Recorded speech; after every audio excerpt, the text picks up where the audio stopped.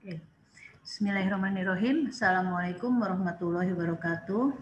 Baiklah, pada kesempatan ini saya akan menjelaskan mengenai bagaimana menyusun proposal penelitian.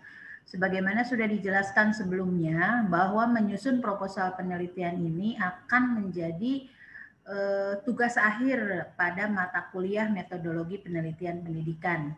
Karena itu saya harapkan Anda semua menyimak baik-baik bagaimana cara menyusun proposal penelitian. Saya ingin jelaskan dulu mengapa Anda perlu menulis proposal penelitian. Salah satu dari kompetensi ya, capaian pembelajaran dari profil profil dari lulusan pendidikan kimia adalah kemampuan meneliti ya. Jadi Anda sebagai calon guru juga harus mampu meneliti. Nah, kemampuan meneliti ini merupakan salah satu kompetensi yang harus dimiliki oleh guru atau calon guru. Nah, untuk menyelesaikan studi Anda juga diperlukan penyusunan skripsi. Nah, sebelum menyusun skripsi, maka harus dilakukan dulu penulisan proposal. Proposal atau rencana penelitian ini perlu dikomunikasikan kepada pihak yang berkepentingan, baik itu pembimbing, ya, sponsor, kalau nanti Anda ada yang mensponsori, atau pada sejawat itu pada teman Anda apa yang harus Anda teliti. Dan ini yang paling utama adalah di dalam lingkup di pendidikan kimia, ujian proposal ini adalah salah satu cara untuk Anda memperoleh pengesahan dari judul penelitian yang Anda lakukan sehingga nanti bisa dilanjutkan meneliti dan kemudian menyusun skripsi. Nah, ini dalam mata kuliah metodologi penelitian ini capaian pembelajaran akhir yang harus Anda lakukan produknya adalah membuat proposal penelitian. Nah, apa sih karakteristik proposal penelitian? Proposal penelitian itu adalah dokumen tertulis yang dibuat untuk mengkomunikasikan masalah yang akan dipecahkan dan strategi yang digunakan untuk memecahkan masalah tersebut. Jadi ketika Anda mengajukan proposal, sebetulnya Anda saat itu sedang mengkomunikasikan permasalahan apa yang akan Anda selesaikan. Karena itu di dalam proposal itu memuat apa yang diteliti, mengapa meneliti, bagaimana menelitinya, bila mana itu diteliti, ya, dari penelitian apa yang akan Anda lakukan. Sebagaimana tadi sudah dijelaskan bahwa manfaat proposal itu adalah untuk meyakinkan dosen pembimbing, dosen penguji, ya, atau meyakinkan orang lain bagaimana pentingnya penelitian ini dilakukan. Kemudian dari proposal penelitian juga bisa dilihat Anda sebagai calon peneliti bagaimana kompetensi atau penguasaan terhadap masalah yang akan diteliti, ya. Jadi keakraban peneliti Anda sebagai calon peneliti dengan bidang yang akan diteliti. Jadi ketika kita ingin mengetahui, sebetulnya Anda mengetahui tidak permasalahan yang akan diteliti, itu bisa dilihat dari proposal penelitian. Proposal penelitian juga bermanfaat sebagai dokumen kesepakatan. Jadi ruang lingkupnya itu seperti apa. Jadi jangan sampai melebar, ya. Jadi harus sesuai dengan apa yang dituliskan. Kemudian menjamin semua aspek penelitian telah dipertimbangkan secara matang. Jadi ketika Anda menulis proposal penelitian itu sudah betul-betul mempertimbangkan apa yang harus Anda lakukan di dalam penelitian. Dan sekaligus menjadi kerangka acuan bagi peneliti dalam melaksanakan penelitiannya. Oke. Nah, kita lanjut ke tadi sudah dijelaskan secara pendahuluan, ya, apa saja karakteristik dan apa saja yang ada dalam proposal. Kita lanjut ke sistematika penulisan proposal, ya. Penulisan proposal ini ada sistematika yang yang disepakati di lingkungan prodi pendidikan kimia yang merujuk kepada sistematika penulisan proposal di UIN Bandung. Nah, Anda ketika diminta menulis proposal penelitian, ikutilah sistematika yang saya jelaskan ini. Yang pertama yaitu latar belakang ya, atau latar belakang masalah. Kemudian yang kedua rumusan masalah. C, jadi pakai huruf A, B, C, D saja ya. Jadi A latar belakang, B rumusan masalah, C tujuan penelitian, D manfaat penelitian, kemudian E definisi operasional, F kerangka pemikiran, G hasil-hasil penelitian yang relevan, H ringkasan kajian pustaka, I metodologi penelitian, J agenda penelitian atau jadwal penelitian, K-nya daftar pustaka, kemudian lampiran-lampiran. Nah, biasanya nanti dari proposal ini dari A sampai dengan sampai dengan G itu masuknya di bab 1 ya. Jadi kalau Anda sudah menulis proposal dengan benar, sebetulnya dari A sampai G Anda sudah punya bab 1 ya. Kemudian H ringkasan kajian pustaka. Di dalam proposal hanya berupa ringkasan saja. Jadi tidak disajikan terlalu banyak. Nah, H ringkasan kajian pustaka ini nanti yang akan menjadi bab 2. Kemudian metodologi penelitian I ya. Jadi metodologi penelitian ini menjadi bab 3. Nah, sedangkan J agenda penelitian ini adalah rancangan jadwal timeline yang akan Anda lakukan pada saat Anda meneliti. Oke, kemudian K daftar pustaka dan lampiran. Jadi sesungguhnya ketika Anda menulis proposal, Anda sudah punya 3 bab. Bab 1, bab 2, bab 3. Berarti nanti setelah ujian proposal, Anda tinggal menyelesaikan bagaimana memperoleh data untuk menyelesaikan mendapatkan bab 4 ya. Oke, kita lanjut. Sebelum kita bahas sistematika penelitian, saya ingin menjelaskan dulu bagaimana Anda membuat judul penelitian. Nah, judul penelitian ini harus dirumuskan dalam satu kalimat yang ringkas, komunikatif, dan afirmatif. Nah, judul ini ada batasannya, ada yang menyatakan batasannya 15 kata ya. 15 kata, ada yang sampai 20 kata. Nanti kita sepakati berapa antara 15 atau 20. Kemudian judul harus konsisten dan mencerminkan ruang lingkup penelitian. Jadi ada ruang lingkup penelitiannya apa, tujuannya apa, subjeknya dan metode penelitiannya. Bisa ada di dalam judul itu tergambarkan sebetulnya ruang lingkupnya di mana ya. Kemudian judul ini harus dibuat sejak proposal penelitian diajukan. Jadi namun memang judul penelitian bisa saja pada perkembangan selanjutnya ini berubah sesuai kesepakatan antara dosen, mahasiswa dan dosen pembimbing. Bahkan mungkin nanti kalau ada masukan-masukan dari dosen penguji, ini juga akan ada penyesuaian dari judul skripsi. Nah, karena itu di dalam pengajuan judul penelitian ini penting betul Anda mempunyai mengkomunikasikan apa yang Anda teliti kepada dosen pembimbing supaya nanti judulnya itu bentuknya seperti apa ya. Jadi kalau judulnya sudah operasional, sudah ringkas, sudah komunikatif, itu sudah bisa menggambarkan apa yang sebetulnya Anda ajukan. Oke, kita masuk ke sistematika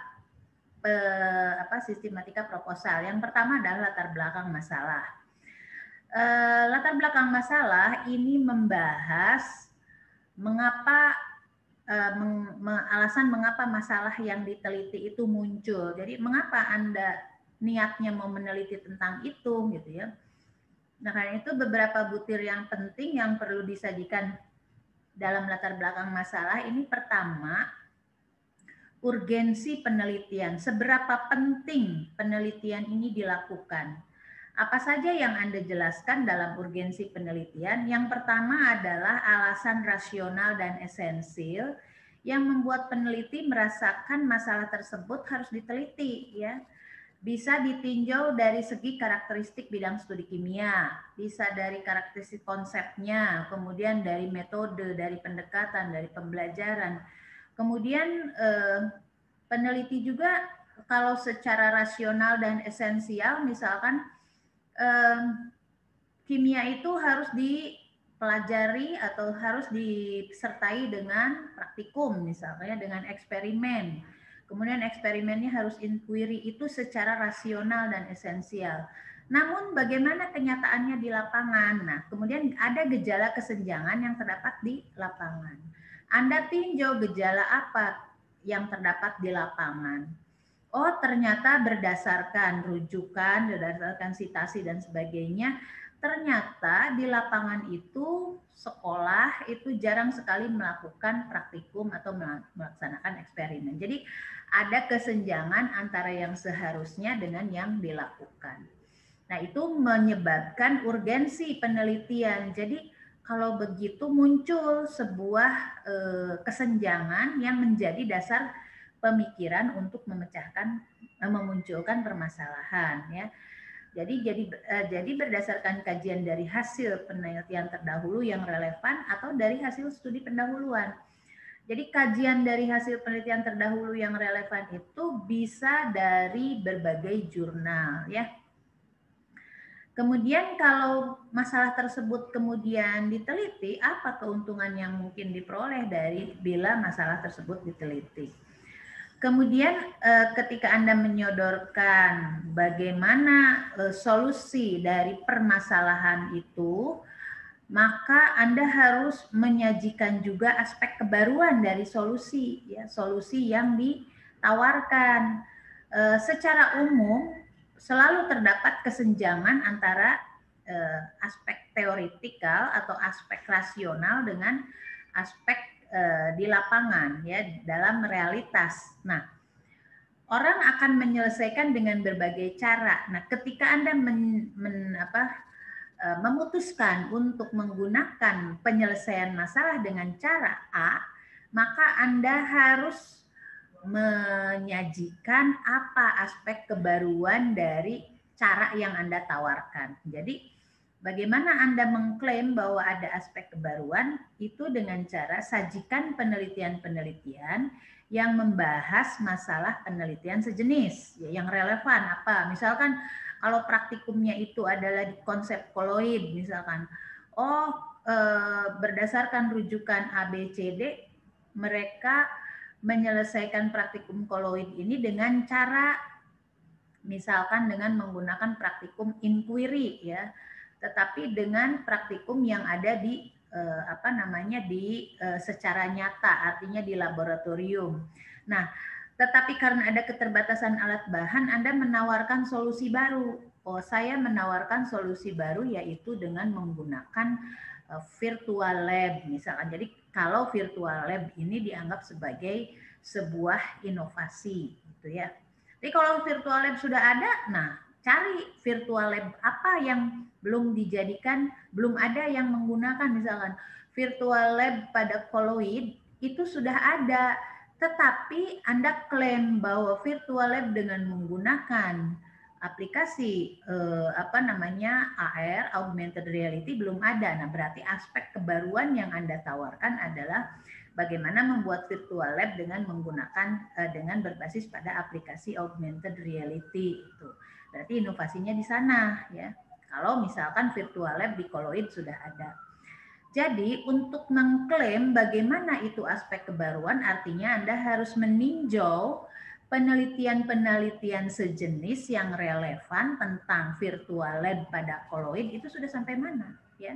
Kemudian Anda tawarkan solusi yang baru. Jadi tunjukkan apa bedanya penelitian yang akan dilakukan dengan penelitian terdahulu. Nah, jadi yang disajikan itu hanya benar-benar penelitian yang relevan, ya, dan disajikan dalam bentuk alinea, kemudian ditegaskan dengan pernyataan bahwa penelitian yang akan dilakukan berbeda dari sebelumnya. Di bagian mana? Tadi misalkan di bagian bahwa sebelumnya telah pernah dilakukan penelitian mendesain virtual lab pada konsep koloid, ya, dengan berbasis pada aplikasi Android. Namun pada penelitian ini aplikasi Android-nya itu menggunakan augmented reality karena ini belum ada, ya. Jadi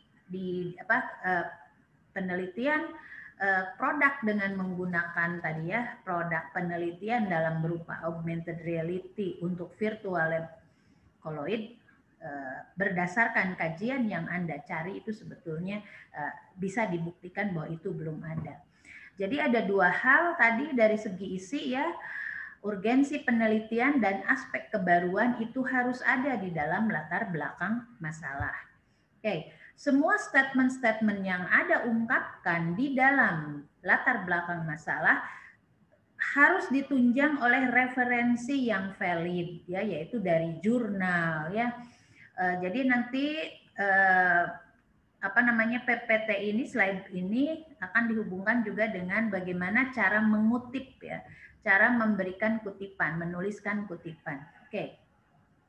Jadi setiap statement yang Anda sajikan di dalam latar belakang permasalahan, latar belakang masalah itu harus merujuk kepada jurnal.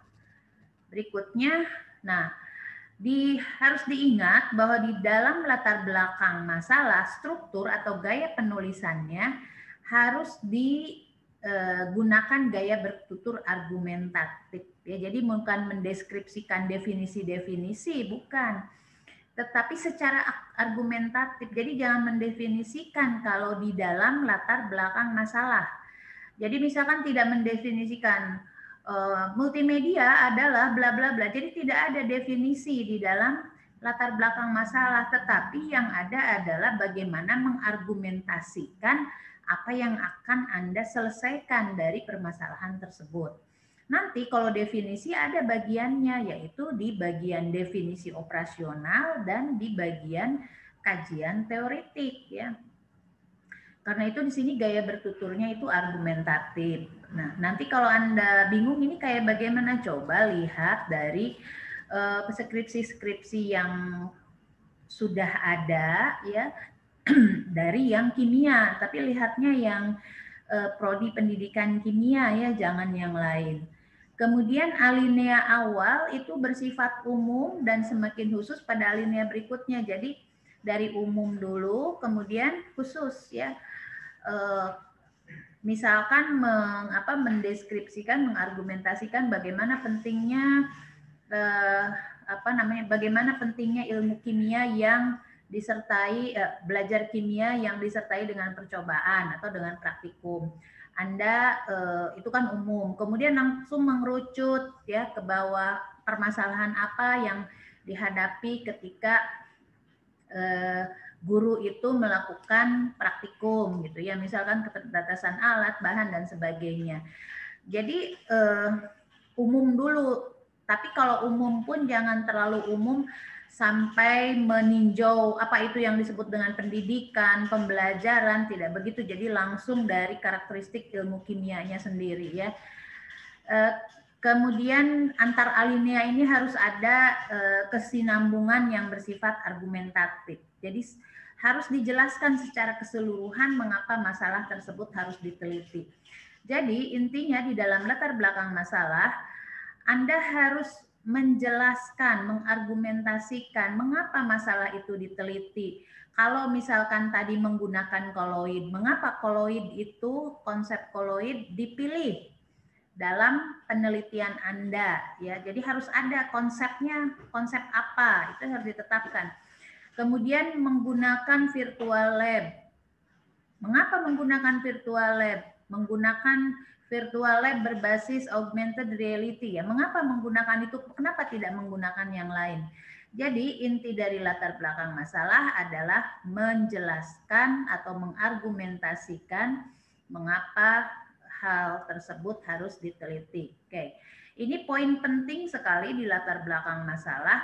Jika secara struktur penulisan latar belakang masalah itu tidak logis dan tidak rasional, itu seringkali aneh, tiba-tiba muncul saja rumusan masalah. Dan ini memang memerlukan juga latihan dari Anda membaca berbagai latar belakang masalah dari skripsi-skripsi yang sudah pernah disusun. Anda bisa lihat di Digilib ya, Digital Library itu biasanya bab 1-nya boleh diakses.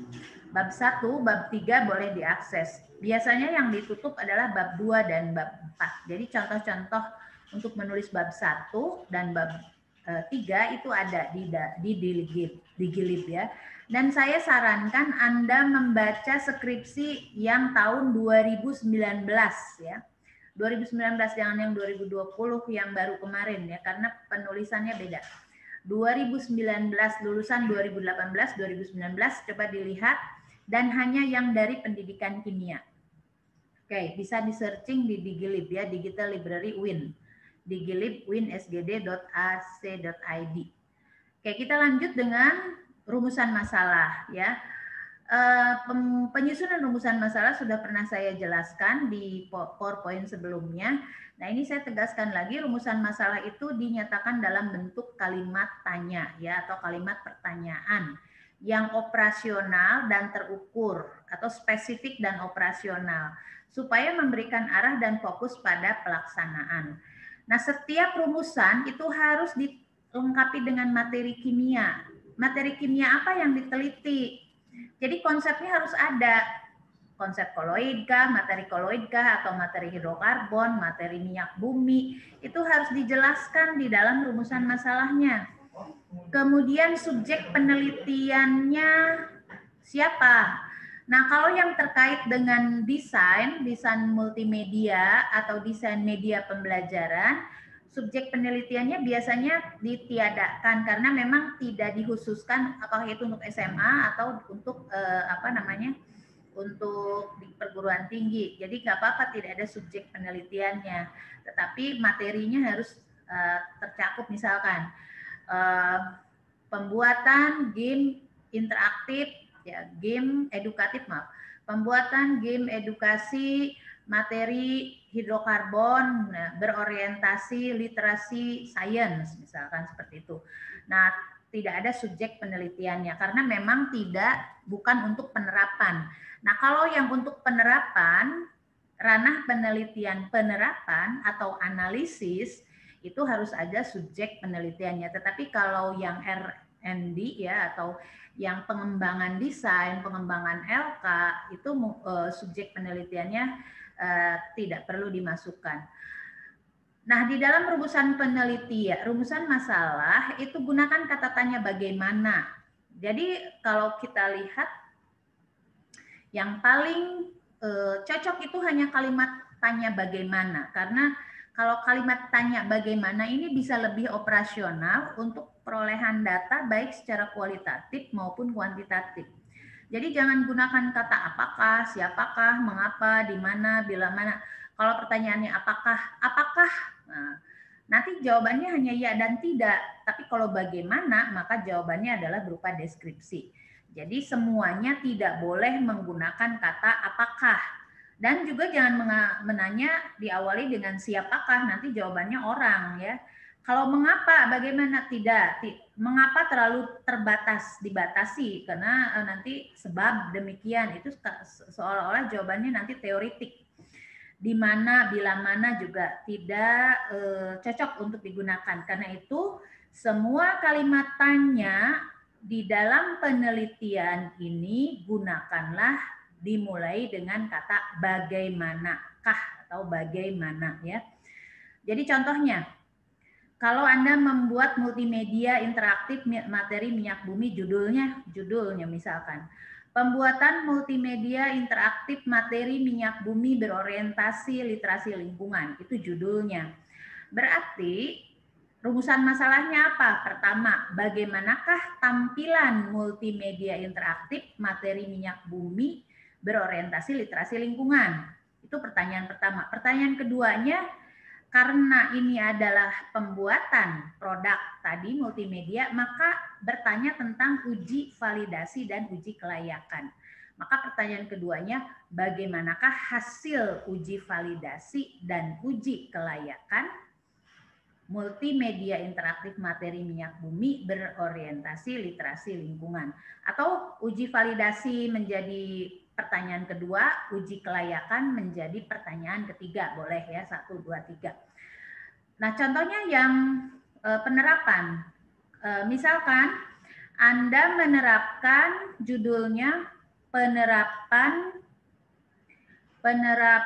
pembelajaran inquiry terbimbing pada materi minyak bumi untuk siswa kelas 10 MAN 2 Kota Bandung misalkan, seperti itu ya. Maka pertanyaannya bagaimanakah peningkatan hasil belajar siswa kelas 10 MAN 2 Kota Bandung pada materi minyak bumi menggunakan pembelajaran inquiry terbimbing. Nah, coba perhatikan di sana ada subjek penelitian yang disebutkan, yaitu siswa kelas 10 MAN 2 Kota Bandung. Dan konsep kimianya yaitu materi minyak bumi. Nah, karena Anda sekarang baru semester 5, Bu, saya tidak terbayang subjek penelitiannya siapa. Ngarang aja dulu ya. Misalkan lokasi sekolahnya itu adalah lokasi sekolah alma mater Anda, nggak apa-apa ya. Jadi masih atau kelas 10 MAN 2 Kota Bandung, atau Anda pakai SMA 24 misalkan, walaupun nanti belum tentu penelitiannya di situ. Jadi tapi tetap harus ada subjek penelitiannya. Oke, saya lanjut, itu tentang rumusan masalah. Berikutnya adalah tujuan penelitian. Nah, untuk tujuan penelitian ini, tujuan penelitian itu menyajikan hasil yang ingin dicapai setelah penelitian selesai dilakukan. Jadi rumusan tujuan penelitian itu dinyatakannya dengan kalimat pernyataan. Kalau tadi pertanyaan, maka di sini pernyataan ya. Jadi perumusan tujuan penelitian ini dapat secara sederhana berupa jawaban yang dikehendaki dari rumusan masalah dan atau pertanyaan penelitian ya. Jadi kalau rumusan tujuannya ini kan harus konsisten dan linier. Kalau ada 3 rumusan masalah, maka harus ada 3 juga tujuan penelitiannya. Contohnya ini, yang tadi ya, pertanyaan tadi, bagaimana tampilan multimedia interaktif materi minyak bumi berorientasi literasi lingkungan? Maka tujuan penelitiannya adalah mendeskripsikan tampilan multimedia interaktif dan selanjutnya. Kalau pertanyaan keduanya, bagaimanakah hasil uji validasi multimedia interaktif materi minyak bumi berorientasi literasi lingkungan? Berarti tujuan penelitiannya menganalisis hasil uji validasi. Kemudian kalau pertanyaannya bagaimanakah hasil uji kelayakan, berarti pertanyaan itu kita ubah ke tujuan penelitian menjadi menganalisis hasil uji kelayakan. Ya. Jadi jangan mengetahui. Anda tidak boleh menggunakan kata mengetahui tampilan, tidak. Karena kalau mengetahui itu kalimat yang tidak operasional. Jadi harus mendeskripsikan tampilan. Bagaimanakah peningkatan, bukan mengetahui peningkatan. Kalau mengetahui kan cuma tahu saja, berarti menganalisis peningkatan. Jadi kata kerjanya harus operasional. Oh iya, dianalisis berarti ya. Seperti itu. Oke, saya lanjut ke manfaat penelitiannya. Ini menyajikan apa saja manfaat dan kegunaan yang dapat diperoleh atau dicapai dari hasil penelitian. Jadi rumusan tentang manfaat ini merupakan kelanjutan dari tujuan penelitian. Suatu penelitian tentu diharapkan dapat menyumbangkan hasilnya untuk pendidikan kimia. Jadi dapat dirinci nanti oleh Anda siapa saja penerima manfaat dari hasil penelitian ini. Walaupun dirinci tapi nggak usah dipisahkan, misalkan 1 pihak sekolah, 2 nggak usah begitu. Misalkan gini saja pernyataannya. Diharapkan penelitian ini bermanfaat menjadi model bla bla bla dan menjadi model yang dapat media ya tadi. Diharapkan media yang produk penelitian bermanfaat untuk digunakan sebagai media pembelajaran di sekolah, gitu ya, atau sebagai contoh untuk mengembangkan media yang sama pada konsep yang berbeda. Nah, ini contoh-contoh dari manfaat penelitian tadi. Coba lihat lagi pada skripsi-skripsi yang sudah jadi ya di Digilib. Oke, berikutnya adalah definisi operasional. Nah, definisi operasional ini menyajikan definisi dari variabel-variabel atau topik konsep penelitian yang sesuai dengan operasionalisasi yang dilakukan oleh peneliti atau mahasiswa. Tadi kan tentang membuat multimedia interaktif kan, multimedia interaktif pada konsep atau pada materi minyak bumi berorientasi literasi lingkungan. Berarti ada 3 variabel yang harus Anda definisikan. Pertama, multimedia interaktif. Yang kedua adalah materi minyak bumi. Yang ketiga adalah literasi lingkungan. Nah, 3 variabel inilah yang harus didefinisikan secara operasional oleh Anda. Jadi definisi operasional itu adalah rangkuman dari definisi dari berbagai pustaka yang kemudian memang itu yang akan dikerjakan oleh Anda. Jadi menurut versi penelitian Anda yang namanya multimedia interaktif itu apa? Ya. Jadi jangan mengambil definisi yang maknanya jauh dari penelitian yang akan Anda lakukan. Jadi harus ramuan dari berbagai pustaka yang kemudian ramuan inilah yang akan Anda lakukan di dalam penelitian Anda. Ya. Jadi mahasiswa nanti membuat definisi tersebut itu kalimat sendiri atau berupa kutipan tak langsung. Ya. Nanti ada penjelasannya apa itu yang disebut dengan kutipan tak langsung ya. Jadi bukan kalau kutipan langsung memindahkan langsung dari rujukan tanpa mengurangi satupun kata ya kalimatnya utuh dipindahkan, itu namanya kutipan langsung. Kalau kutipan tak langsung itu adalah rangkuman dari apa yang sudah ada di dalam referensi. Jadi dinyatakan kembali oleh Anda ya. Itu kutipan tak langsung. Dan definisi operasional, setiap definisi yang Anda sajikan harus merujuk. Jadi nanti ketika Anda mendefinisikan multimedia interaktif, tuliskan citasinya dari mana ya. Oke. Nah, dari definisi operasional inilah kemudian variabel-variabel tersebut Anda hubung-hubungkan. Jadi dalam kerangka pemikiran ya. Jadi kerangka pemikiran ini adalah kerangka penalaran logis yang menyajikan pola hubungan antara masalah-masalah atau variabel yang diteliti dengan teori yang digunakan untuk memecahkan masalah tersebut. Bukan nanti menjelaskan teori, bukan. Tetapi apa actionnya, nanti tindakannya gitu ya. Nah, kerangka berpikir ini sifatnya operasional, jadi menunjukkan urutan berpikir logis peneliti. Jadi kalau tadi multimedia interaktif itu unsur-unsur dalam multimedia interaktif itu apa saja yang kemudian dikembangkan ke dalam konsep hidrokarbon, minyak bumi. Jadi nanti subkonsep minyak bumi apa saja, kemudian aspek-aspek literasi lingkungannya apa ya, kemudian ini hubungannya bagaimana ketiganya ini ya. Itu digambarkan dalam bagan ya. Jadi kerangka berpikir itu digambarkan dalam bagan atau skema, bukan peta konsep ya, tapi dalam bentuk bagan. Oke, untuk contoh-contoh kembali nanti Anda bisa lihat dari contoh-contoh dari skripsi yang sudah jadi. Lanjut ke hasil-hasil penelitian yang relevan. Nah, di sini di hasil-hasil penelitian yang relevan, sebetulnya Anda tuh di latar belakang masalah penelitian itu sudah menggambarkan sebetulnya kajian-kajian penelitian yang terdahulu. Nah, di sini di bagian G ini ditegaskan lagi, diulang lagi ya.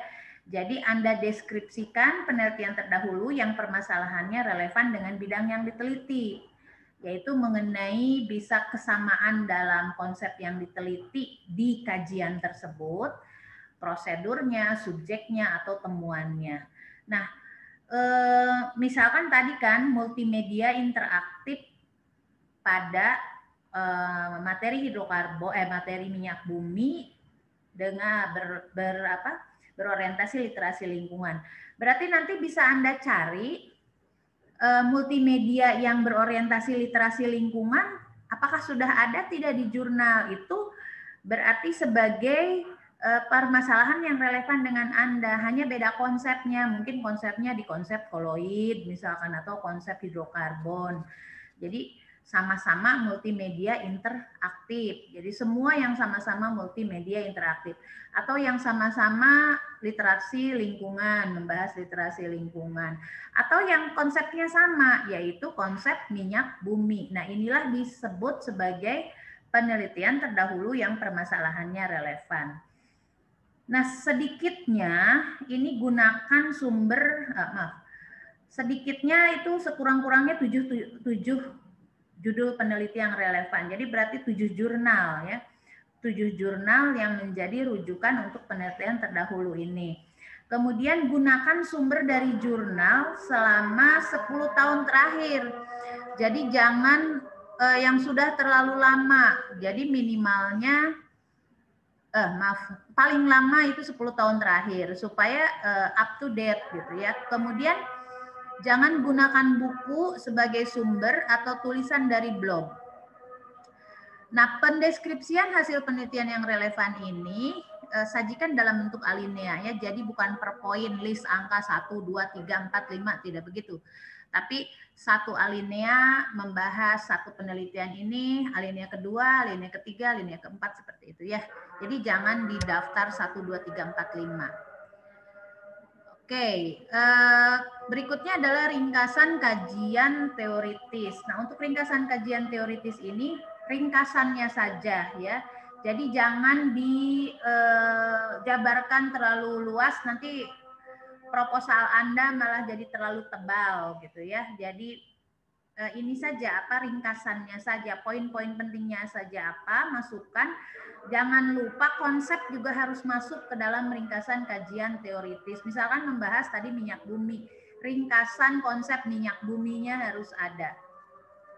Tentang multimedia interaktif harus ada. Kemudian tentang literasi lingkungan harus ada. Jadi di ringkasan kajian teoritis tadi yang didefinisikan secara operasional, kemudian Anda buat lagi di sini dalam bentuk kajian teori.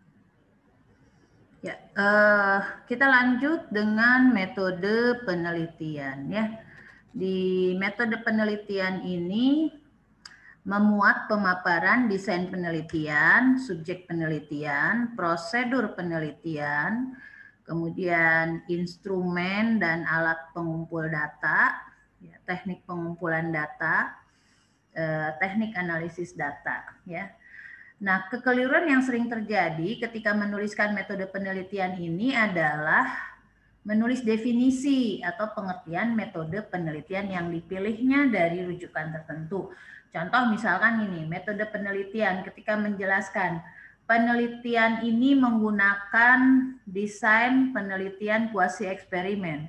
Kuasi eksperimen adalah bla bla bla bla dikutip dari, nah itu yang salah ya. Atau ketika menjelaskan instrumen adalah bla bla bla bla. Tidak begitu, tapi langsung saja instrumen penelitian yang digunakan pada penelitian ini adalah instrumen yang digunakan apa? Misalkan tes, format observasi, ya kemudian angket, misalkan. Tapi tidak usah didefinisikan lagi apa itu instrumen penelitian gitu ya.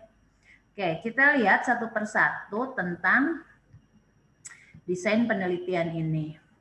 Yang pertama, metode atau desain penelitian yang digunakan harus sesuai dengan karakteristik masalah penelitian, ya, dengan tujuan penelitian dan kerangka pemikiran. Nah, tuliskan secara tegas dan jelas desain penelitian yang digunakan. Nah, boleh dijelaskan juga secara ringkas alasan logis dan ilmiah mengapa memilih menggunakan desain penelitian tersebut. Misalkan, one shot case study, desain penelitiannya adalah dengan menggunakan pre-eksperimen one shot case study.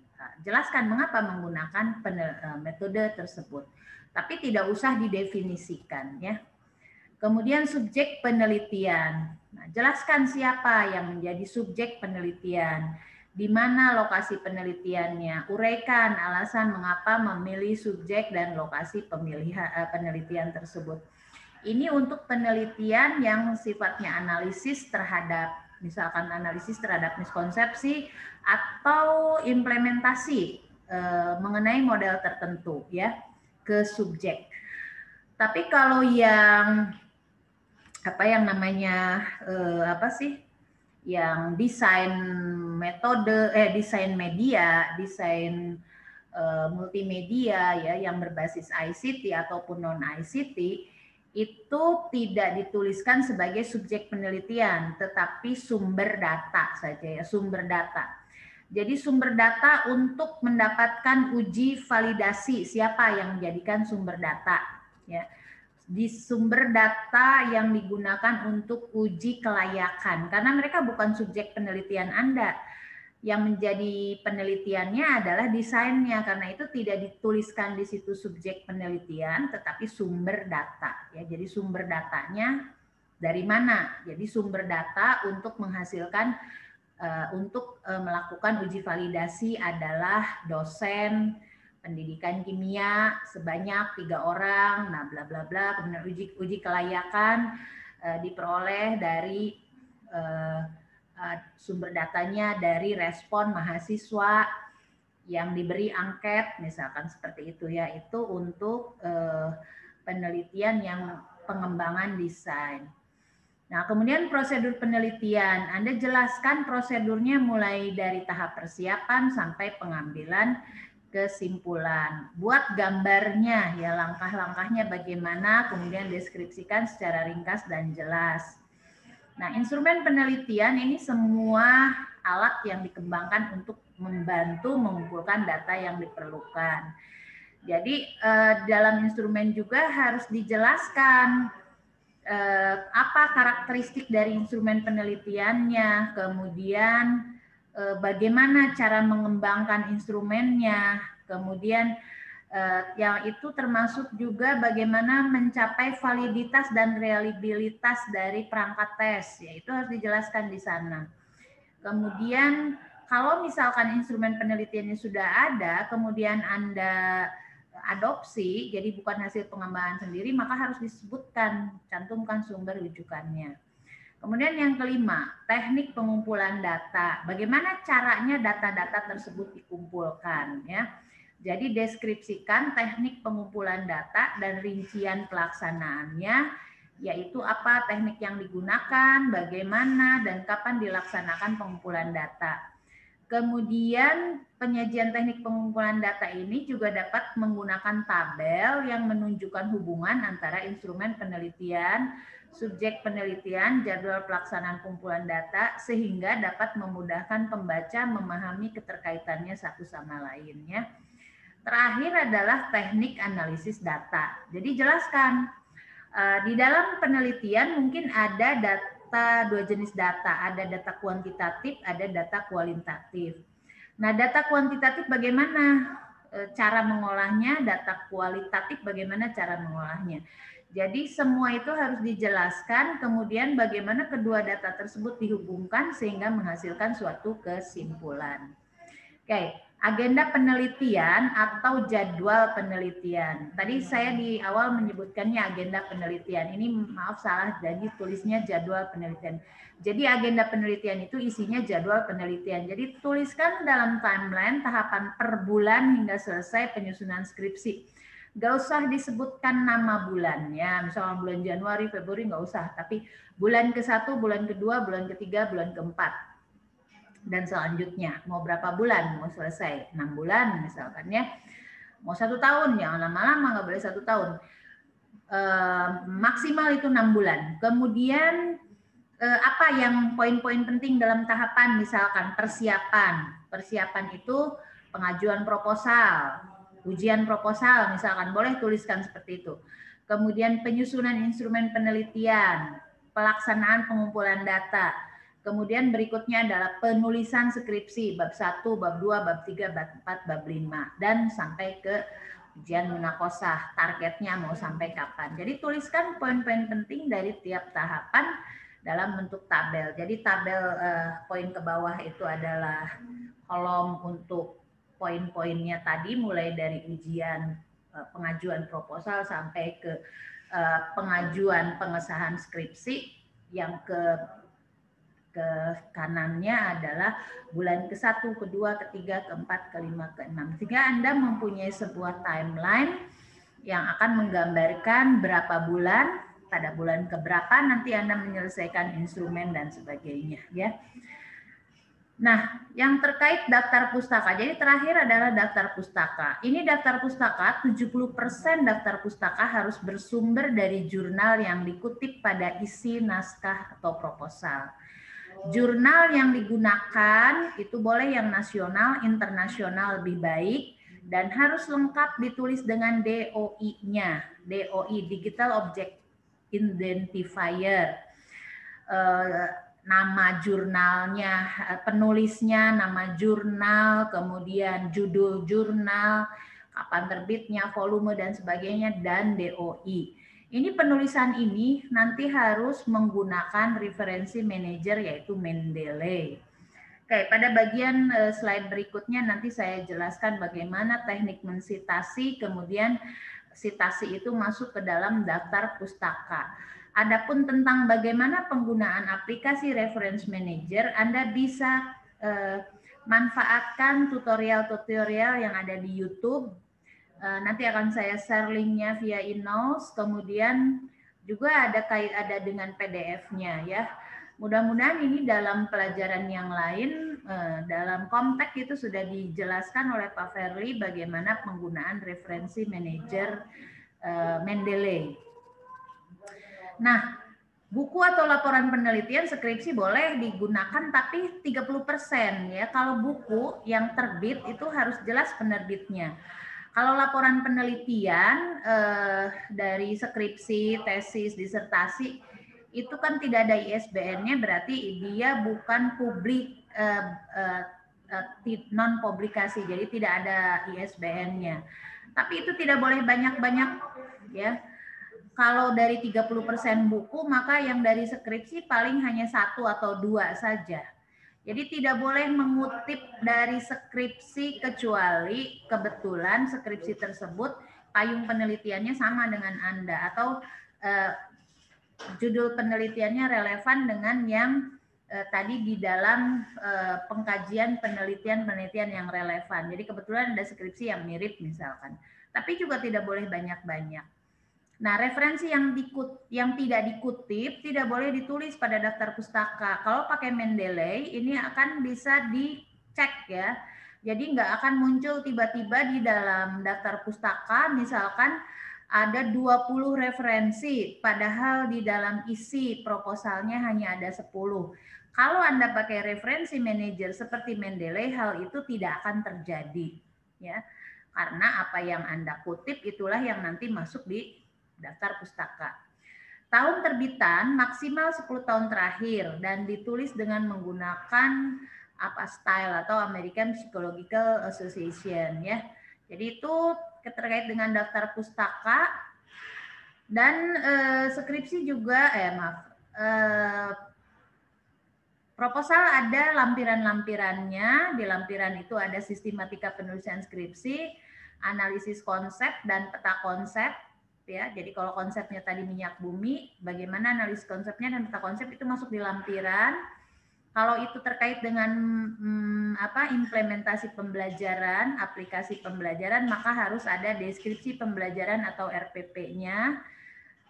Terkait dengan pembelajaran juga tentu harus ada LK, ya, lembar kerja siswa atau lembar kerja mahasiswa, ada rubrik penilaian, kisi-kisi perangkat untuk evaluasinya, contoh tes, angket. Nah, kalau itu berkaitan dengan desain multimedia, tentu setelah analisis konsep, peta konsep, ada flowchart, ada storyboard. Nah, itu adalah lampiran-lampiran yang sesuai dengan judulnya. Jadi pilih saja di antara lampiran ini mana yang sesuai ya. Jangan sampai membuat proposal tidak ada lampiran-lampiran yang memperkuat paparan dari laporan proposal Anda, yaitu ini terkait dengan instrumen penelitian. Jadi harus ada contohnya ya. Walaupun tidak banyak tetapi sudah ada contohnya. Saya kira itu. Kemudian format penulisan diketik 2 spasi dengan huruf Times New Roman 12, Diketiknya 1,5 spasi saja ya, tidak 2 spasi. Huruf Times New Roman 12 PT, kemudian margin kanan atas kiri, margin atas dan kiri itu 4 cm, margin kanan bawah 3 ya, kertas HVS A4 ini kalau dicetak, tapi karena tidak dicetak kita masih gunakan PDF, itu kalau dicetak pakai 70 gram, tapi karena sekarang tidak mungkin dicetak, maka gunakan format ini saja. Kemudian jumlah halaman proposal, nah ini antara 15 sampai 20. Jadi mulai latar belakang sampai daftar pustaka cukup 15 sampai 20 halaman. Jadi jangan banyak-banyak, jangan terlalu ditambah-tambah, karena itu tadi yang dimasukkan adalah ringkasan kajian pustaka. Tentu ini tidak termasuk lampiran dan cover ya. Lampirannya boleh banyak ya, dan cover kan hanya 1 halaman. Itu yang saya sampaikan untuk penyusunan proposal. Demikian, Assalamualaikum warahmatullahi wabarakatuh.